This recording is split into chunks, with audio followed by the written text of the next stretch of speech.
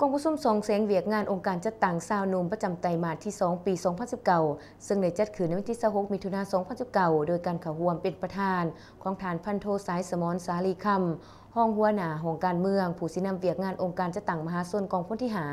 มีแผนกการแขนงการคณะบริหารงานซาวนุ่มที่มาจากองค์การกรมกองเข้าร่วมในกองประชุมผู้เข้าร่วมได้พัดเปลี่ยนการขึ้นรายงาน สภาพการคงขีดเวียกงานขององค์การจัดตั้งซาวนุ่มภายในกลุ่มกองเป็นอย่างดี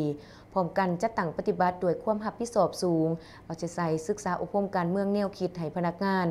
นักโหบสมาชิกซาวนุ่มให้มีคุณฐานการเมืองคุณสมบัติสิทธิปฏิวัติออกแห่งสร้างกระบวนการด่านต่างๆเป็นตัวเมนกระบวนการออกแห่งงานกระบวนการปรับปรุงก่อสร้างกลมโกงกระบวนการสร้างกองวัฒนธรรมนักโหบวัฒนธรรม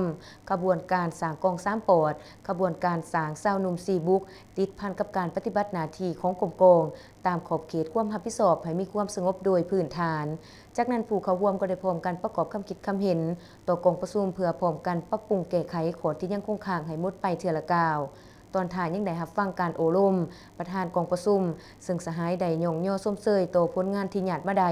พร้อมทั้งเน้นนักไข่แผนกการแขนงการตลอดหอดคณะพักคณะบริหารงานซาวนุ่มแต่ละกลมโกงตรงใดกำสภาพขอบเขตของกองทัพเอาใจใส่ศึกษาอบรมการเมืองแนวคิดสมาชิกซาวนุ่มให้เป็นปกติตั้งหน้าปฏิบัติขอกำหนดกฎระเบียบของพรรคของรัฐของกองทัพก็คือกฎระเบียบของศูนย์กลางซาวนุ่มบางออกเอาใจใส่ปลุกระดมอยู่แห่งสร้างกระบวนการด่านต่างๆเพื่อคำนับรับตอนกองประชุมใหญ่ครั้งที่ 6 ขององค์คณะภาคกองพลที่5ให้เป็นขบวนการฟดฟื้นกว้างขวาง